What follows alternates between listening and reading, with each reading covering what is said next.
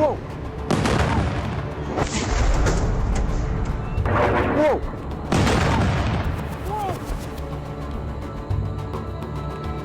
Iran की मिसाइलों से तबाह हुई ये इमारतें इस बात की गवाह हैं कि हमला कितना प्रचंड था। जहां ईरान ने हमला किया उसे इजराइल में लिटिल इंडिया कहा जाता है। यहाँ रहने वाले भारतीय मूल के लोग अब दहशत के साए में हैं। धमाकों की गूंज ने पूरे इलाके को दहला दिया। घरों की दीवारें दरक गईं, सड़कों पर मलबा और धुआं फैल गया। लेकिन इस हमले की असली गंभीरता इसकी लोकेशन में छिपी है। न्यूक्लियर साइट के बेहद करीब हुआ यह अटैक एक साफ संकेत है। अब जंग सिर्फ ताकत की नहीं बल्कि रणनीति की भी है।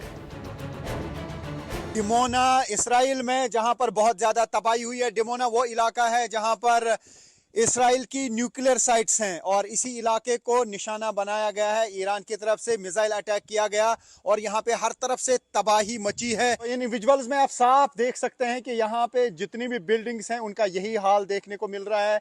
बहुत ज्यादा बड़ा एरिया है ये और पूरा एरिया जो है ये तबाह हो चुका है। जहां हमला हुआ वो जगह है इजराइल के न्यूक्लियर रिसर्च सेंटर से 13 किलोमीटर दूर है। सिर्फ 13 किलोमीटर। यही इस हमले को साधारण से असाधारण बनाती है। ये कोई रैंडम स्ट्राइक नहीं थी बल्कि बेहद सोच समझकर चुनी गई लोकेशन थी। माना जा रहा है कि अगर मिसाइल थोड़ी और करीब गिरती तो हालात पूरी तरह बदल सकते थे। रेडिएशन लीक से लेकर बड़े न्यूक्लियर खतरे तक, यानी बिना सीधे न्यूक्लियर साइट पर हमला किए भी उसे खतरे में डाला जा सकता है। यही इस रणनीति का सबसे खतरनाक पहलू है। ईरान ने एक तरह से ये संदेश दिया है कि अब जंग में दूरी मायने नहीं रखती, यानी खतरा कहीं ज्यादा गहरा है। धमाका हुआ पूरा बंकर में जैसे हिल गया पूरा धूल, जैसे वो पाइप से धूल आ गया अंदर। अच्छा। फिर एकदम बाहर निकले तो क्या आलम था? इधर जल रहा था ये आग से, पूरा मिसाइल गिरा था तो देखे रात में तो पूरा एकदम फोर्स पूरा लगी है। हम लोग निकले तो जहाँ पे रहते हैं वहाँ पे भी डैमेज हुआ है। उस घर में भी पूरा हमारा भी खिड़की उड़की गिर गया है, सब कुछ। हाँ। दुनिया को यही पता है कि ईरान के पास न्यूक्लियर हथियार नहीं है।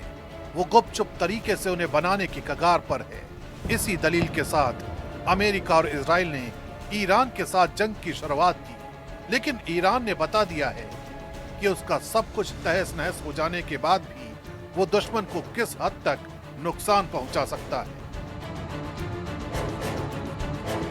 ईरान के न्यूक्लियर एरिया को निशाना बनाया गया। उसी लैंग्वेज में अब ईरान की तरफ से जवाब दिया गया और निशाना बनाया गया डिमोना को। डिमोना वो जगह है जहां पर इसराइल का न्यूक्लियर प्रोग्राम चल रहा है। इसराइल की न्यूक्लियर साइट्स हैं। हालांकि ये स्पॉट काफी दूर है वहां से जहां पर न्यूक्लियर साइट है, लेकिन इलाका वही है, एरिया वही है।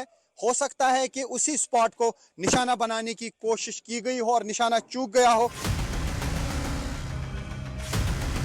ईरान ने इस हमले के बाद यह भी बताया कि भले ही वो न्यूक्लियर हथियारों से दूर है, लेकिन इजराइल के न्यूक्लियर ठिकाने उसकी जद में हैं और उसकी मिसाइलें किसी भी वक्त इजराइल के डिफेंस सिस्टम को चकमा देकर विनाश की नई लहर ला सकती है। यही वजह है कि इस हमले को सिर्फ एक सैन्य कार्रवाई नहीं बल्कि एक स्ट्रेटेजिक चेतावनी के तौर पर देखा जा रहा है।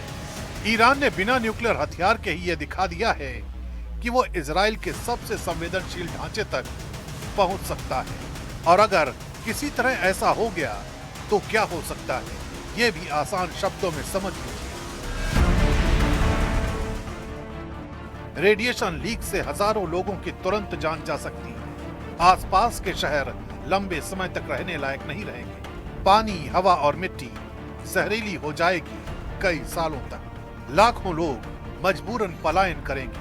बड़ा मानवीय संकट पैदा होगा। वैश्विक स्तर पर युद्ध और आर्थिक अस्थिरता तेजी से बढ़ेगी। यानी अब खतरा सिर्फ सीधी टक्कर का नहीं बल्कि ऐसे अप्रत्यक्ष हमलों का है जो पूरे क्षेत्र को अस्थिर कर सकते हैं। सवाल ये भी है कि अगर अगला हमला और ज्यादा सटीक हुआ तो क्या हालात काबू में रहेंगे?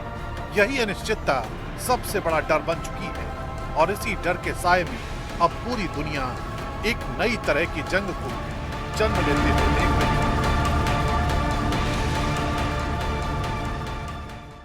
तो पश्चिमी एशिया में जैसे जैसे तनाव बढ़ता जा रहा है, एटम अटैक का खतरा भी बढ़ता जा रहा है। जिस तरह ईरान ने इजराइल में डिमोना शहर को निशाना बनाया, ऐसे ये जानना बेहद जरूरी हो गया है कि अगर परमाणु विस्फोट होता है तो उसके रेडिएशन से बचने के लिए क्या तैयारी है।